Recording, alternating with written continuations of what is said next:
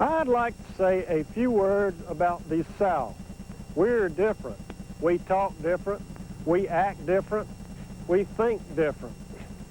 Our air is warmer, and we take things slower and easier and generally have a real good time doing them.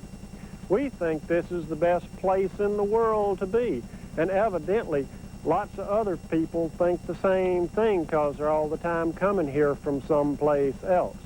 So welcome to the South. You'll find it grows on you.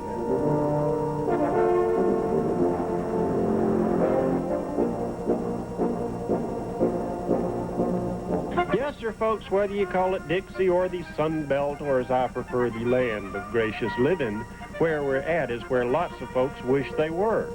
It's a state of mind, not to mention several states of the Union. Alabama, yeah. Arkansas. Florida. Georgia.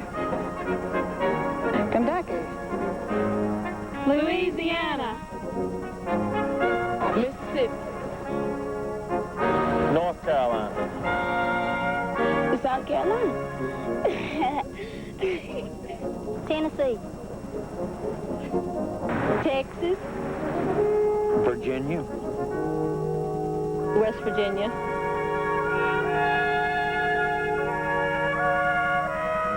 In the South, when somebody asks you where you're from, they don't mean where are you from now, they mean where are you from. This is where I am from, Opelika, Alabama, the hub of East Alabama. I was born here, baptized down there in the First Methodist Church. This is the county seat of Lee County. There's lots of Lee counties in the South.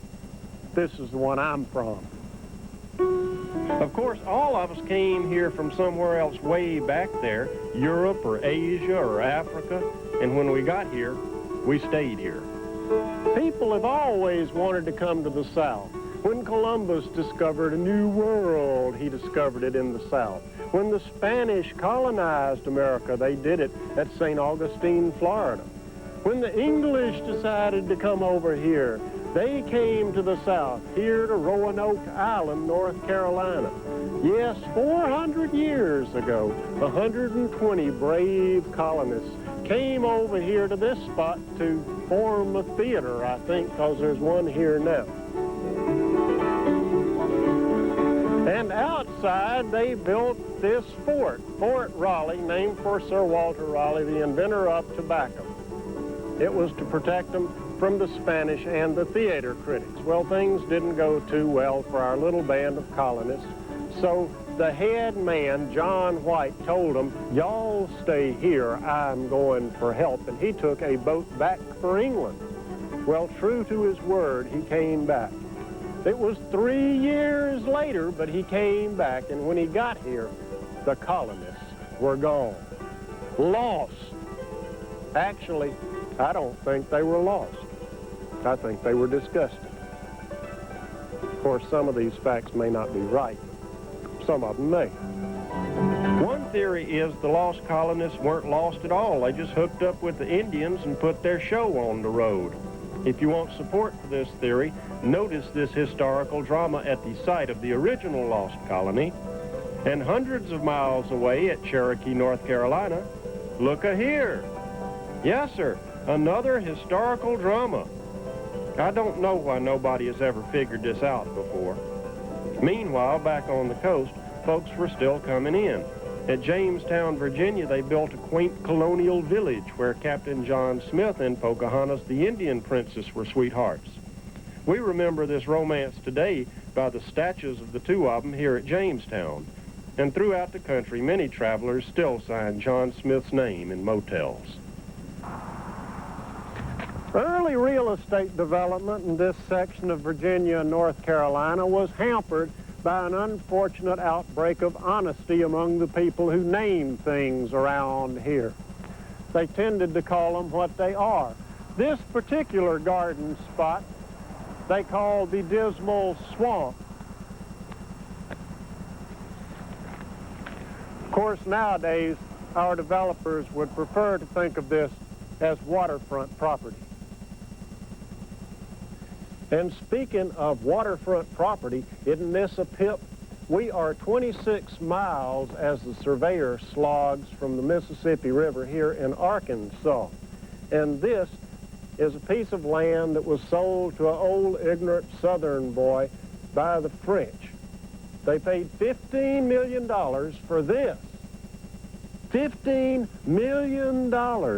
And the survey started right here. Of course, it turned out not to be too bad a deal because that $15 million bought 830,000 square miles. You see, that dumb Southern boy was Thomas Jefferson, who made the Louisiana Purchase from Napoleon Bonaparte. That came out to about 3 cents an acre, which is not bad even considering inflation. That over there is the 0 mile post for the middle of America, which is why people who are crazy think they're Napoleon Bonaparte and not Thomas Jefferson. There's a reason for that. $15 million. We've gotten to the point where we're real proud of our swamps. We got the Everglades in Florida, and in Georgia is the Okefenokee, land of the trembling earth, where the alligator roams and where the Swanee River begins. You know, way down upon the Swanee River, in Swanee, how I love you, my dear old Swanee. This sentiment was not shared by William T. Sherman, tourist from Ohio, who said, "This part of the country ain't worth a damn." Evidently, nobody told old Bill that right around here is the Apalachicola Bay, and at the bottom of the bay slumber some of the finest oysters that ever slithered down your gizzard. They come out here with those big tongs and scoop them up, and then we eat them.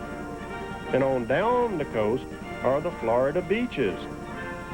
William T. Sherman must have been out of his mind.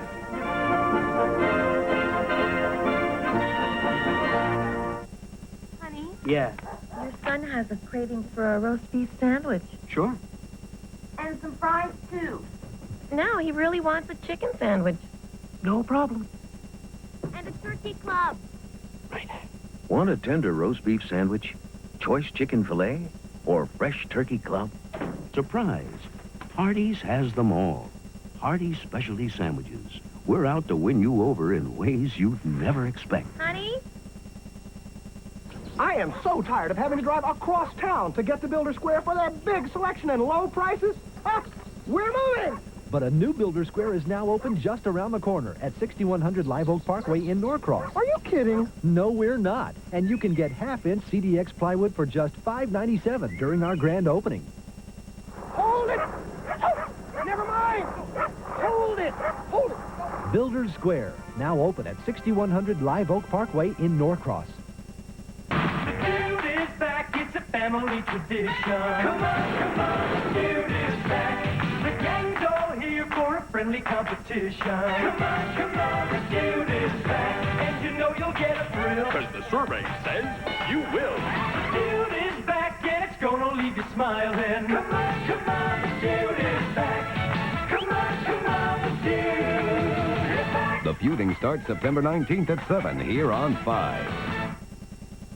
Weekday afternoons at 4, get together with Sally Jesse Raphael. She'll touch your heart and make you smile. Then, compelling, shocking, and real every day. A current affair makes and breaks the news. Breaking through the red tape to bring you the truth behind the headlines. A Current Affair. I'm Maury Povich. See the show that has everybody talking. Weekdays at 4:30 on TV5. followed at 5 by Brenda Wood and Jim Axel with TV5 Eyewitness News.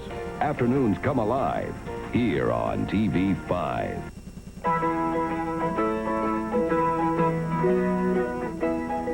We are near Jonestown, Mississippi, to pay tribute to the possum.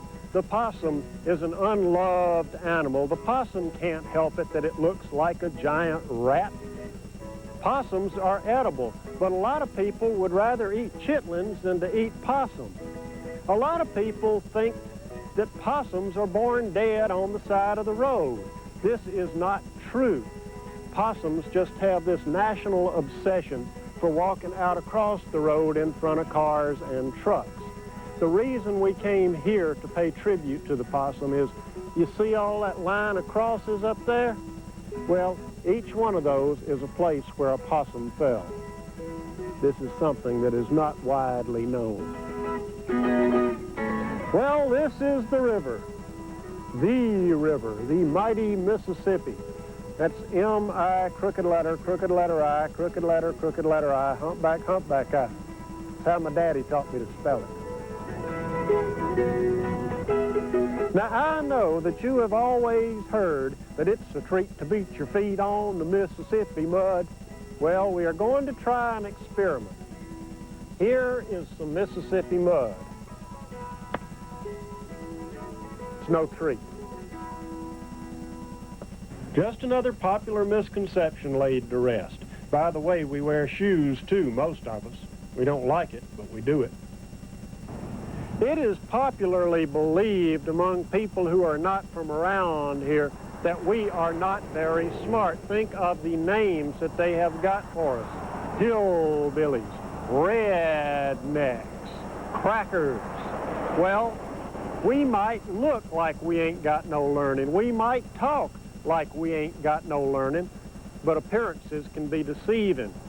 It just so happens a lot of us like to look and talk this way. And in places like here in Pigeon Forge and Gatlinburg, Tennessee, they find it downright profitable. Still like it. For example, here in Gatlinburg, they got a sock-making machine.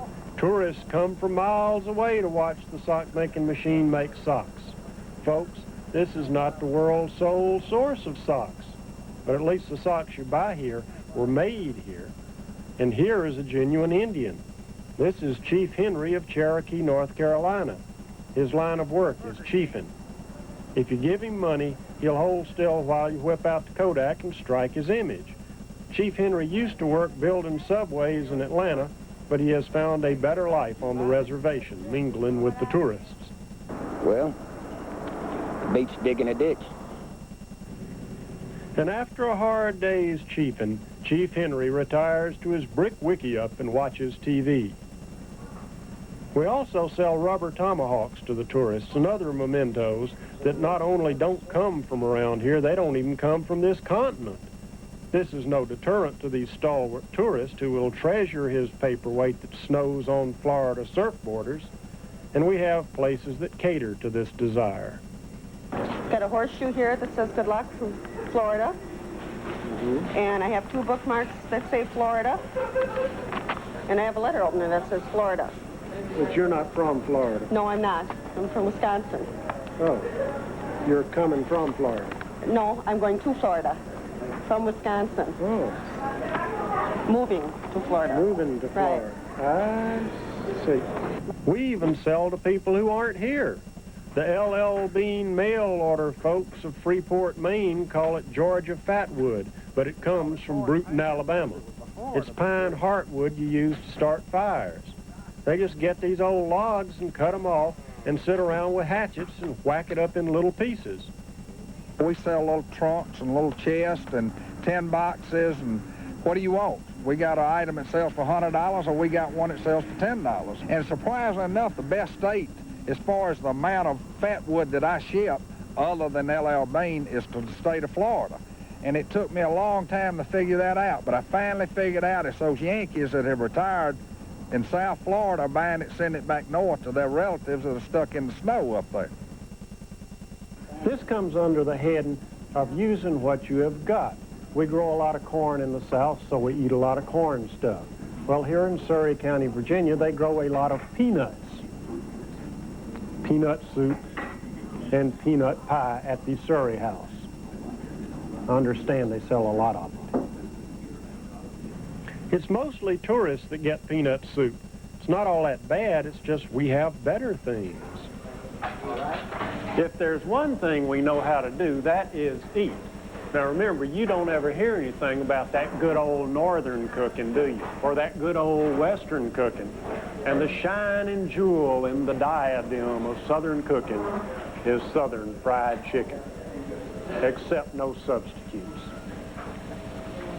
The southern fried chicken, that's a country way of cooking chicken. They used to get the freshest chicken off the yard. Wash him good, season it with salt and pepper, put it in some flour and some grease, any kind of good shortening or pure lard, and fried crisp. Now, that's Southern fried chicken. That's what you call soul food. There's 3 main points to Southern cooking. 1, if you fry it, we'll eat it. Even dill pickles. I swear. Top of the river, Vicksburg, Mississippi.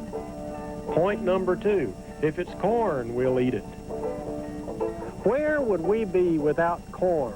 Hungry, that's where. When it's fresh, it's corn on the cob and creamed corn. And when it's dry, we make all sorts of things out of it. Let me demonstrate. Assisting me in this is my corn-o-matic. You want chicken feed? Cracked corn is chicken feed. How about grits? Did you know grits was corn? It sure is. Grits comes from corn. And finally, if you just go crazy with the corn-o-matic, you get cornmeal, which is good for making hush puppies and cornbread and rolling catfish in and all that sort of thing. Yes, sir, corn. Of course, the only thing we have left now is the cob. You may wonder what we do with the cob. Well, we put it behind us. Point number 3, if it comes from a pig, we'll eat it. Ah, the swine, noble beast. You may not be pretty, but you're fit for a feast. Which brings us to barbecue, which if it isn't pig meat, it isn't in my personal opinion.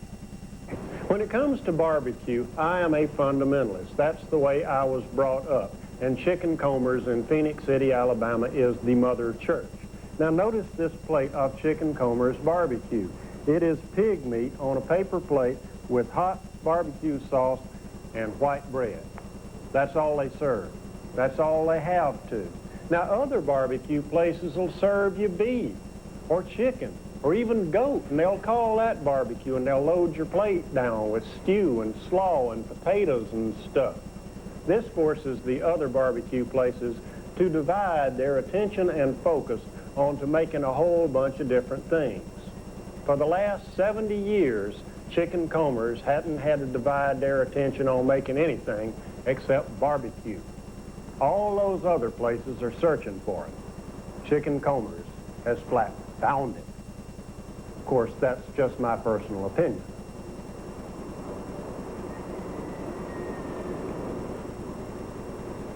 Trotting right along, the location of these pretty homes is Smithfield, Virginia. I say Smithfield, Virginia. If that name doesn't ring a familiar bell, you have no appreciation for the finer things of swine, because Smithfield, Virginia is the home of Smithfield hams. This is how on your hog, all these pig rumps hanging there with Jimmy Whitley watching them patiently. It's got to go through the curing process of salt, you know, in the salt 35, 40 days. Then it's got to, we got to hang it 6 months before it can be called a Smithfield. Everything has its limits, even something as wonderful as a swine. But down here, we don't know any limits. We will try anything. The sign says chitterlings. It is pronounced chitlins. What it is pig intestines. Here at the Red Barn Restaurant in Madison, Georgia, you can get them fried or boiled. I personally would rather eat a live frog. I hope you appreciate the stuff that I go through for you.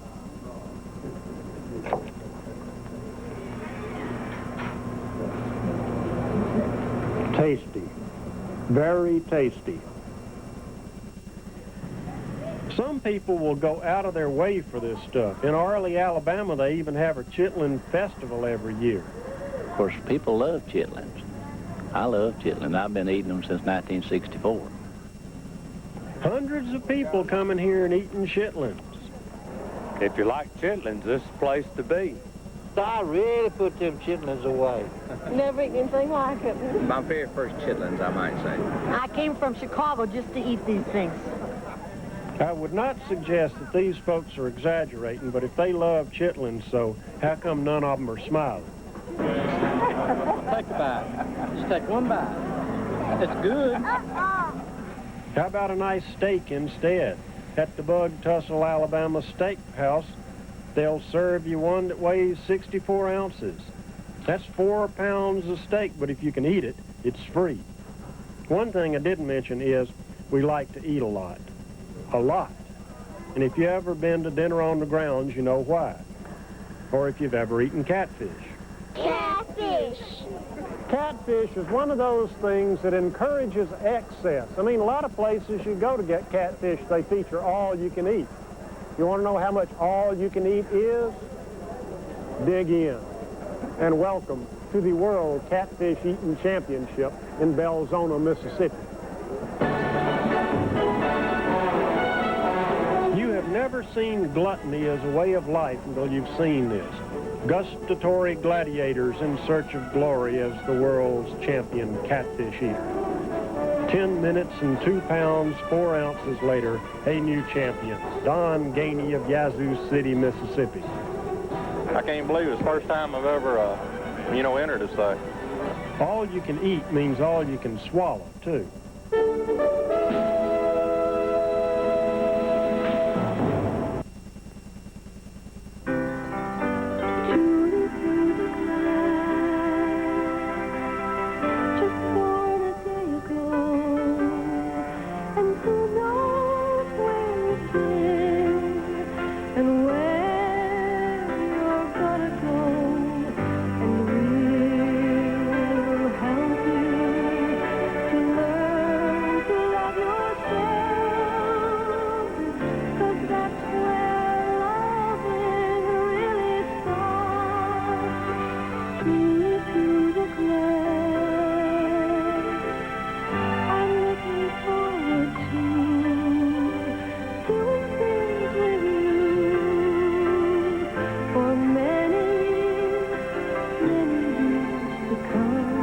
Teach her to love the world. Teach her to love herself.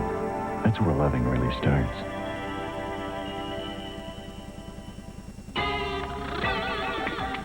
Can we talk?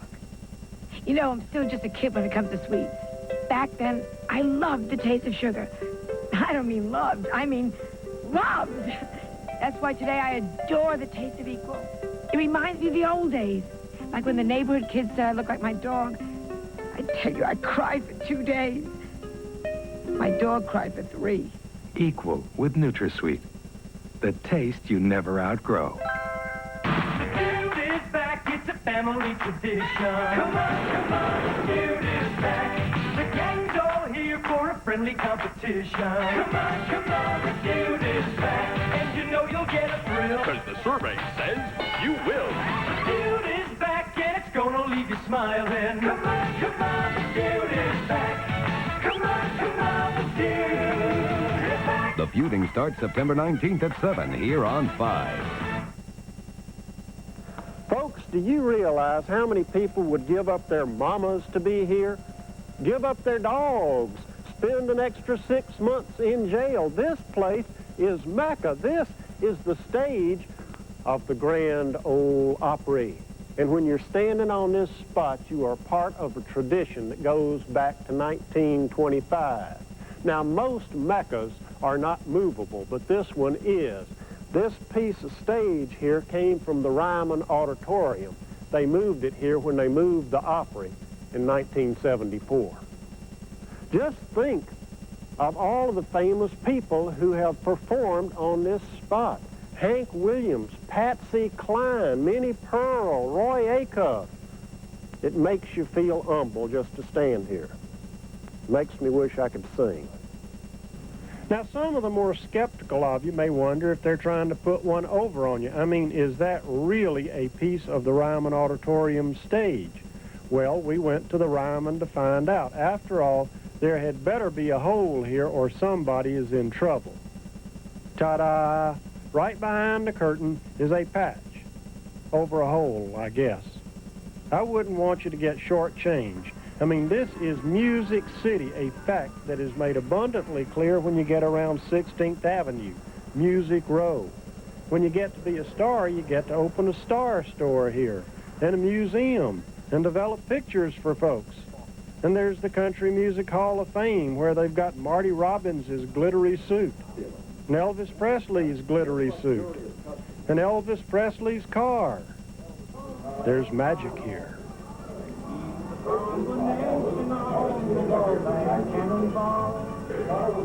All the legends. Willie Nelson's sneakers. Hank Williams' guitar. You won't find Hank Jr.'s guitar in here. We found that out on the street. Moses Scrivener was loping down the street with it. Here's a man who has made it in Nashville fixing guitars for other people. That's one guitar. That's a Peavy. That belongs to Hank Jr. Oh, really? And it's fixing to go out on the road and see if it can cut it. It's a custom job by Peavy.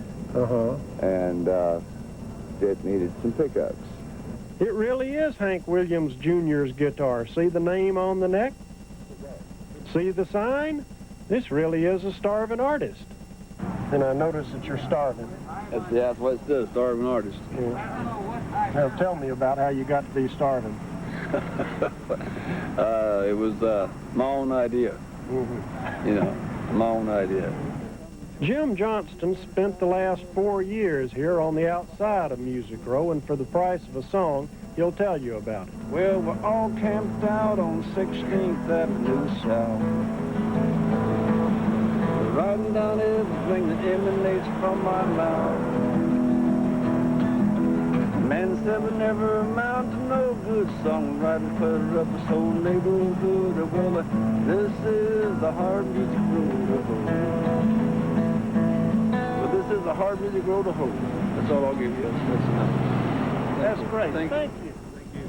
The dreams may tarnish, but the music never dies. We are a musical people. We sing about troubles we'd rather not speak of, and we sing when we don't have a care in the world.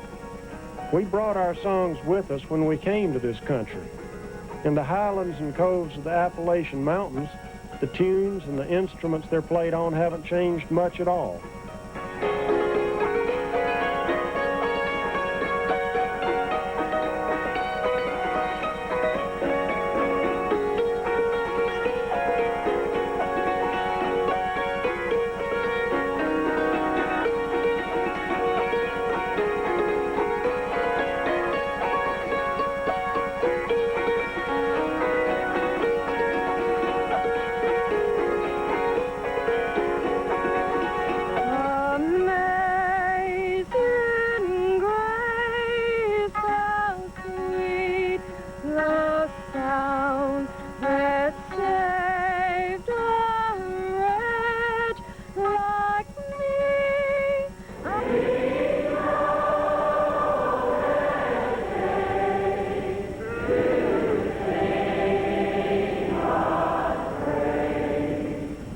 And when it comes to old-time religion, it's the old-time hymns that can lift the spirit, especially in a community of voices.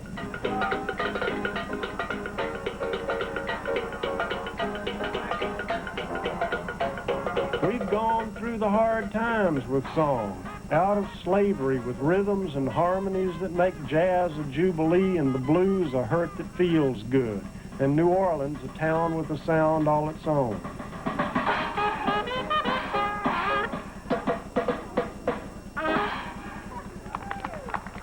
You stir up the music of all our people, and what do you get?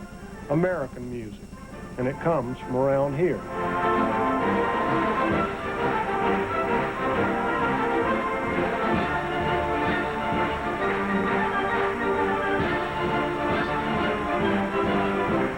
Now, don't get the idea that we go around humming a tune all the time. We don't. We go around talking all the time. You're at Arab, Alabama, the garden spot of the world. Welcome to the El Rancho Cafe. That's spelled El Rancho. It's like a lot of places where folks get together to drink coffee and solve the world's problems, except here, the inmates took over the asylum. The liars at El Rancho own the El Rancho. Well, 3 or 4 years ago, we'd been drinking coffee here for several years, and the people we in were going out of business, and they told us that today was the last day. And so we got together and decided to buy it. We bought it and opened it up the next day. Their venue assured, the El Rancho Sanhedrin is free to pursue those topics nearest their hearts: politics, sports, women, and other things they can lie about. Well, I told you that most of these boys were retired, and when we talk, and when they talk about women, it's from memory. You know, there's nothing new to report from that group. This is fine sport, saying stuff right. You know, when you're serving poke salad, pinto beans, rabbit, biscuits, and gravy, the fella can hurt himself. So you have to be careful. Some folks are just born knowing how to tell a story. Doodle Thrower of Tallapoosa, Georgia is a truck mechanic and a former, well, he used to turn corn into a popular beverage. Did they tell you about the time they caught me and the old mule? We was making, me and another fellow was. I thought it was at the laundry. He told me to go down and help wash clothes, and I went down there, and about the time I got it fired up and got it started running, they raided us. About 15 or 20 come in on us. I took to the woods, you know, and I run up there on the hill. Hid, I thought I was hid, and they caught the old boy with me, and I raised up to sneak on off, and they had caught me too. And carried me back down the steel there, and the old revenue agent said to me, he said, one of y'all going to have to ride this mule out of here, these woods, or you in the ground slide. I said, now listen, buddy. I said, you caught the mule, it's your mule. I said, you ride the mule out. And we was going on up through the woods, and the old boy we'd borrowed the mule from a farmer up there. It didn't even belong to neither one of us. And Charles said, what are we going to do about old Dan? I said, damn old Dan. I said, what are we going to do about old Doodle? One thing you can say about us is we love to talk. We will turn a phrase on you in a heartbeat, and we'll tell you a story at the drop of a hat. And a lot of us who are better at telling stories than others become writers. One of the best of those was a man that lived at this house here in Oxford, Mississippi. This is Rowan Oaks. It's the home of William Faulkner.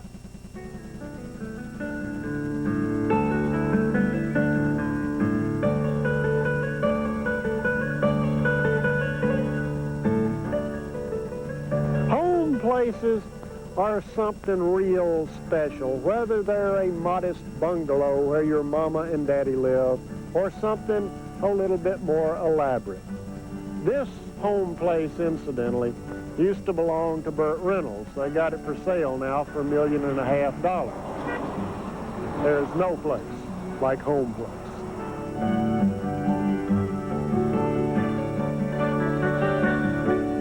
The only requirement for a home place is it's where your family is, where you go to see Daddy and Mom and them, the old folks at home. Back to the old plantation if you're from the plantation, or back to Charleston if you're from Charleston. Or back to Ivy Green in Florence, Alabama if you're Helen Keller.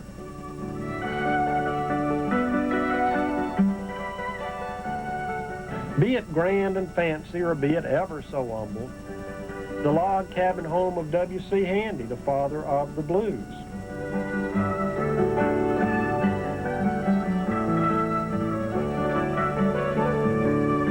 What used to be a log cabin was as modest as you could go.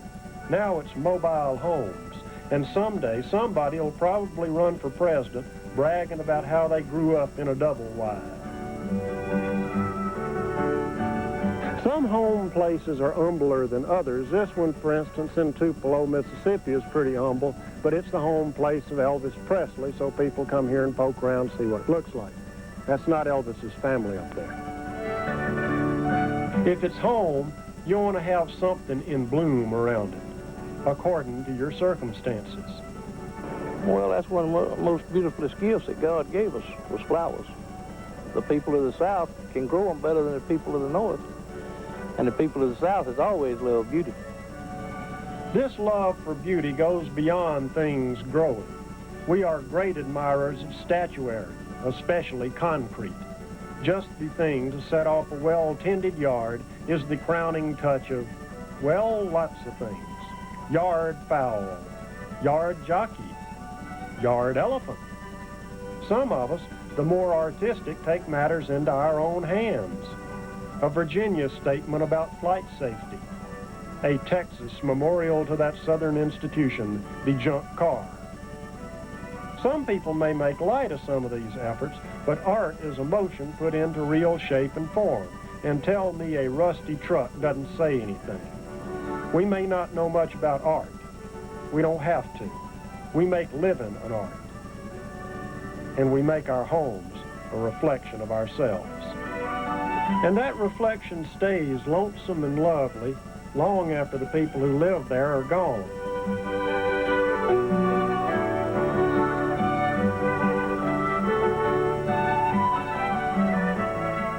Yes, sir. Home.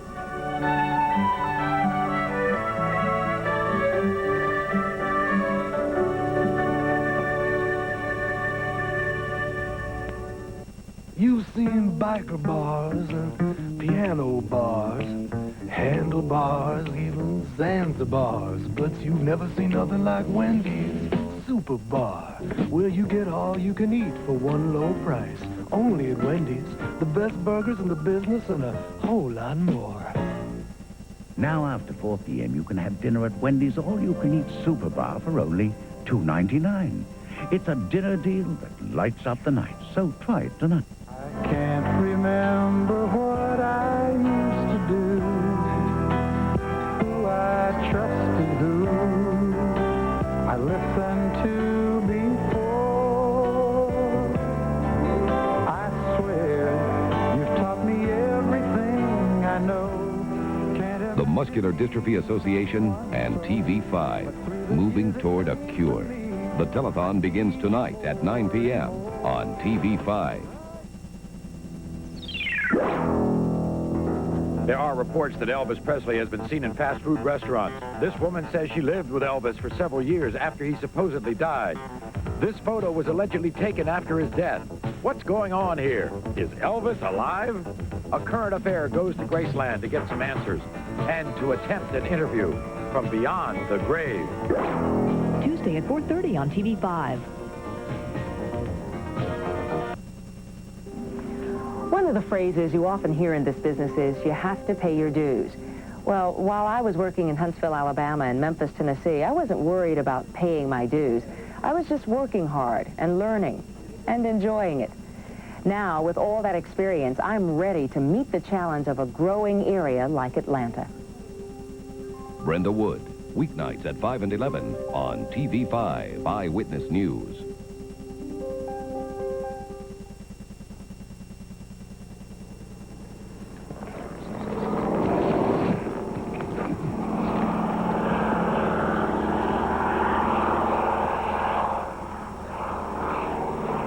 It's 7:30 here outside of Sudan, Arkansas, and already the crop dusters are out there dusting these rice fields.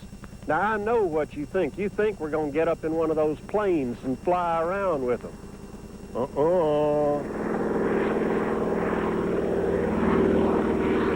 On the other hand, the tractors are out early, too. You want to go for a tractor ride?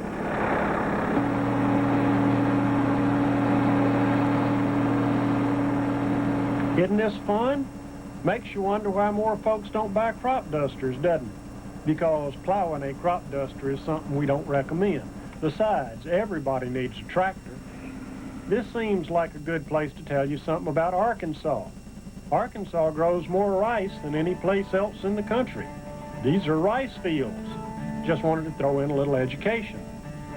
I mean, we do some agriculture around here, large and small. We love to get out and turn that garden and make that act of faith that when you put a seed into the ground, something is going to grow from it. I've been thinking about it, and I believe I understand why people from around here don't like cities very much. It's dirt. You see, dirt is what we grew up with. When it gets dry under the house, it turns to dust and the doodle bugs get in it. And when it gets wet, it turns to mud and you can walk barefoot through it and it gooshes up between your toes and feels good. Our mamas and daddies grow gardens and flowers in dirt. We feel comfortable with dirt. which is why we don't feel comfortable in cities, because we can't get at the dirt because people put things on top of it, like parking lots and streets and buildings. Country dirt is clean. We even sweep it to keep it tidy. It's honest. We like dirt. That's why we don't like the city, because it keeps us away from something we love. Dirt. This is rich soil. Rich soil. Eastern Shore is good farming. Well, here we are in Louisiana on northern soil. Now you're saying Louisiana is not northern soil. It is too. Isn't anything but northern soil. Every bit of this dirt washed down the Mississippi River from Minnesota and places like that. We're glad to have it. And contrary to popular belief, we're glad to have people from somewhere else too. There's a genuine hospitality. I found hospitality in other parts of the country, but there's just almost a blanket hospitality in the smaller cities and towns of the South for any stranger they meet. If that person comes through with a halfway decent attitude, Southerners are going to like them and make them feel at home. And I like that most of all about the South. It's just being neighborly.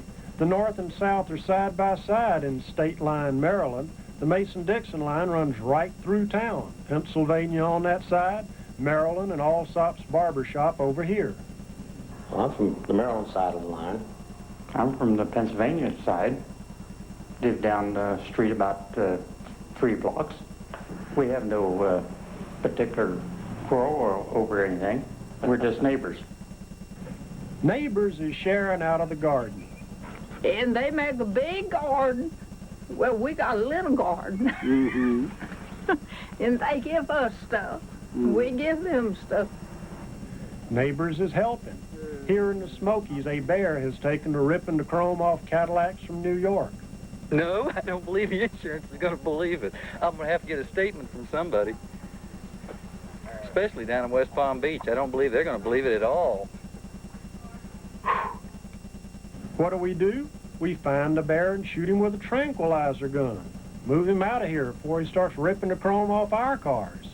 And how do you move a bear? Neighbors. Hey, Dennis, come here. I want to have to coach this back. Neighbors is shared pastimes. Playing a game of snooker at the Monroe Recreational Parlor in Georgia. Or playing a game of dominoes at Robert's Place in Sagerton, Texas.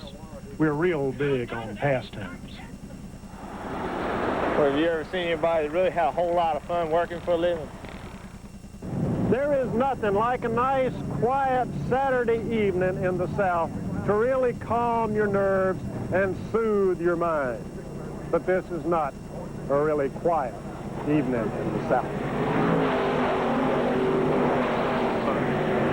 The idea is you get Mama and the children and come out here and sit in the bleachers with some hot dogs and popcorn, and you watch those cars go tearing around and around the track in the semi-darkness. Loud, ain't it? Hole number 97 out there is old Red Farmer, semi-famous race driver from Hueytown, Alabama. All over through the southeast, you see all these, every little town's got a little dirt track stick out somewhere, or a small track of asphalt, and that's where most of you people all went to before they started going to super speedway. So I think it's the grassroots back where we all started racing that, and I still enjoy it. Even after 38 years, it's still fun enough to help a neighbor who ends up beating you in the race. Now that is Southern hospitality. For people who talk slow, we sure like to go fast. Get out on an airboat and tear around the Everglades in Florida. And some people even rush to go fishing. Go fishing? There's 2 different ways of going fishing. Either you go after them, or you sit still and let the fish come to you. In way number 1, the best way to do it is you get one of these boats that's just slightly smaller than an aircraft carrier, and you put your motor on it that will propel it at speed somewhat below the speed of light. And you got all sorts of radar and sonar and stuff to find the fish, and maybe you will catch something. On the other hand, if you wait for the fish to come to you, you need a pole and a chair. Very good. Whoop. I shall eat him. One great thing about fishing is you never know what's down there. The trick is knowing how to call them.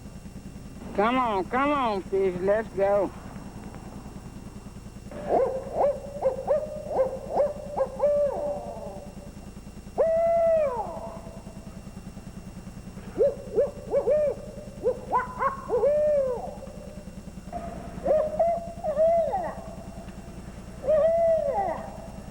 The Southeastern Open Turkey Calling Championships.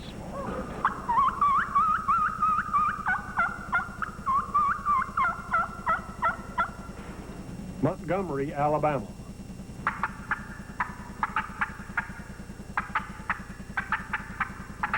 Here, Eddie Salter wins by impressing a bunch of human judges. In the field, he has to impress a turkey. Now, if all these folks wanted to do was entertain each other, make an ungodly racket, they could go on tour with the rock and roll band. But what we're talking about is putting meat on the table. Be very, very quiet. We're hunting turkeys. The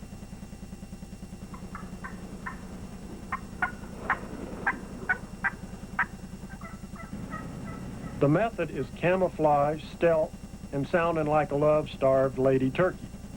Well, that's what makes it so great when the hunters come in or hit these callers like this.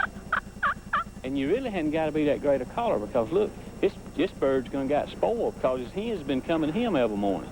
And then, so if he gets in and he, say he misses 3 or 4 days, he hadn't seen one of his hens, well, then you come in and get a little sound. Boy, he gets all cranked up and excited because, hey, he don't get sex but 2 months out of the year, and if we didn't either, we'd get all excited about it too. And so really, that's what makes it so wonderful. There's probably a message here about listening to temptation.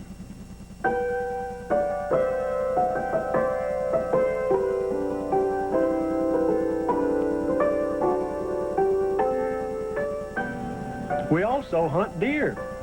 Don't worry, we're not going to shoot him. I saw Bambi too. And here is well, it's not a coon hunt, it's a coon jam. All these tourists are stopping traffic to see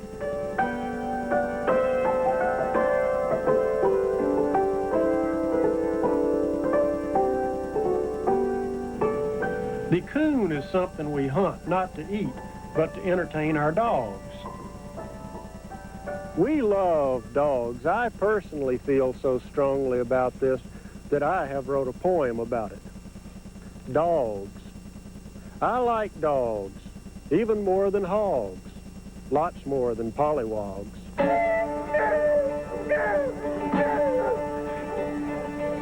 Here we have coon dogs, blue ticks, plots, black and tans on the market at trade days, Collinsville, Alabama.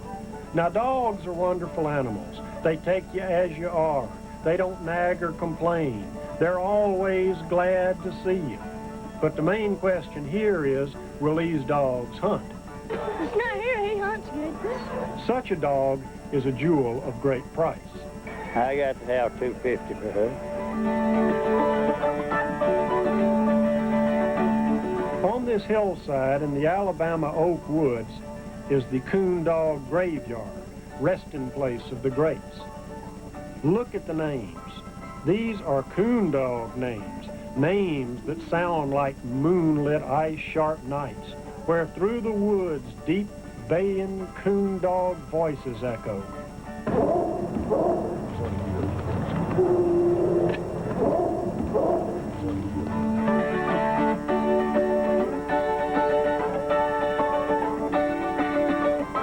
Coon dogs in a heaven where the nights are long and a dog that will hunt can hunt.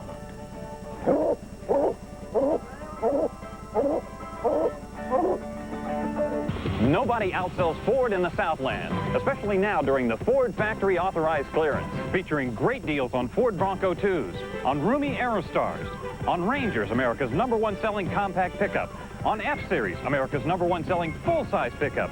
And right now, get a factory rebate of up to $750. All before you get your 185 Southland Ford dealers' best clearance price. Let me run that by you one more time. Howdy. I hope you all know me. I'm Minnie Pearl. I'd like you to meet my friend Todd. He's not just an ordinary Labrador retriever. Todd is a Guiding Eyes for the Blind guide dog. A guide dog has a special mission in life, that of guiding a blind person across busy streets, through stores and restaurants, on and off buses, and many other things most of us take for granted. And still another contribution is the emotional support and companionship he gives to his owner. Like thousands of other guide dogs in the past 30 years, Todd was trained at a special school in Yorktown Heights, New York, a school called Guiding Eyes for the Blind. If you or someone you know needs a guide dog, or if you want to support this worthwhile cause, please contact Guiding Eyes for the Blind, Yorktown Heights, New York, 10598, or call 914-245-4024. Thank you. Honey, Yeah, your son has a craving for a roast beef sandwich. sure. And some fries, too. No, he really wants a chicken sandwich. No problem. And a turkey club. Want a tender roast beef sandwich, choice chicken filet, or fresh turkey club? Surprise! Hardee's has them all. Hardee's specialty sandwiches. We're out to win you over in ways you'd never expect. Honey? I would like to point out that when mankind decided to reach for the heavens, they got as close to heaven as they could to start out. They came south. I mean, they do all the space shots from in Florida.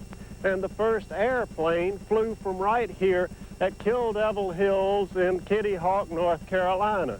That was on December 17th, 1903. The Wright brothers. And the first flight went from that rock back there to this place right here. The reason they took off this way is because if they took off that way, they'd have to dodge Kill Devil Hill, not to mention that great big monument up on top of it. The reason they came here in the first place is because the wind blows here all the time. They could fly kites between flights.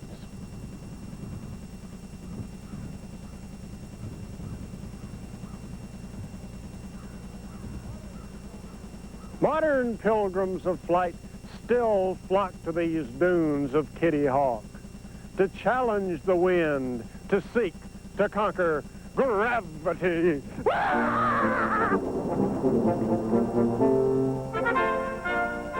Maybe you can't master flight, but you can enjoy the view. There's all sorts of ways to feel heavenly.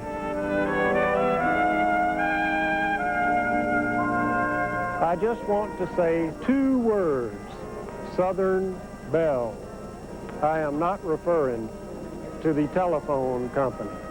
Here in a region where we pride ourselves on the beauty of our women, the state of Mississippi has reared back and got serious about it. Hell, mercy. This is the Miss Magnolia pageant in Greenwood, Mississippi. The winner of this could end up in the Miss America contest. Mississippi maidens have won Miss America more than any other state. As you know, this contest is not judged solely on physical beauty, but instead on poise, intelligence, and talent.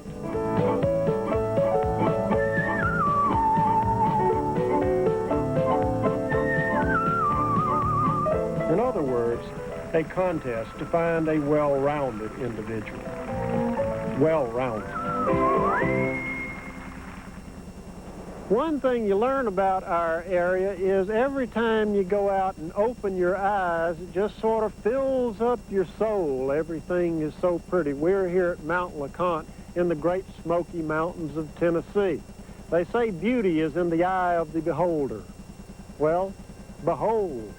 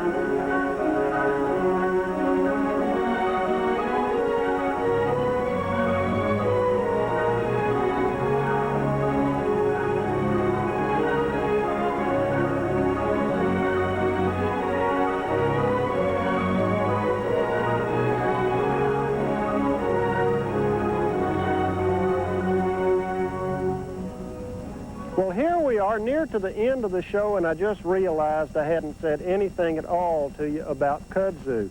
This is kudzu. It's a vine they brought over here from Japan back in the 1930s to control erosion. We don't know if it worked or not because we haven't seen the land under it for the last 50 years. The way you grow kudzu is you mulch it with concrete blocks and you fertilize it with motor oil. It's just another example of something that came to the South and liked it so well it refused to leave.